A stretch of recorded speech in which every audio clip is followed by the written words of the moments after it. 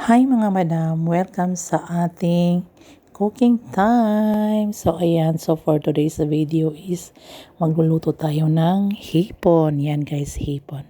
Diba? Ang lalaki, cherries. Ayan, so meron tayong sibuyas sa bawang. And then, ayan, imekos-mekos mo na yan. So, pagkatapos mong imekos-mekos is lalagyan mo na siya ng ating mga pampasarap. Ayan. So, ang ating pampasarap, meron tayong chili powder, salt and pepper. Yun lang guys. Dahil ang luto natin for today's video is pang malakasan. Ayan, di ba? Ang lalaki ng hipon guys. Dahil marami kaming hipon, so kami na muna ang unang tumikim. Ayan. So, ayan. Ang sarap guys. Mas masarap talaga pag may ulo siya. Ayan. O, di ba? Mekos-mekos. O, ayan. Meron tayong orange. Dalawang orange. Ayan.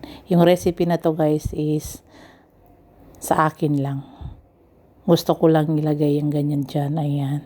So, amazing. Fantastic. Diba guys? Oh, ayan. Sabi nga nila, pag nagluluto ka, kailangan happy lang. Oh, ayan. So, ayun lang guys. Ayan. Imekos-mekos natin ulit. And after that, ayan. Maglalagay tayo ng Mamacita's oyster sauce. Ayan. Yan yung isa pang nagpapasarap dyan. Ayan. So, ikaw lang mag-estimate kung gaano karami ang ilalagay mo. And then, imekos-mekos mo na naman. And then, mag-aantay tayo ng 10 minutes. And, boom. Tapos na ang ating shrimp. O, ayan. Ang init, guys. Wow. Umuusok sa init. O, diba? Ayan. Ready to serve. So, kainan na.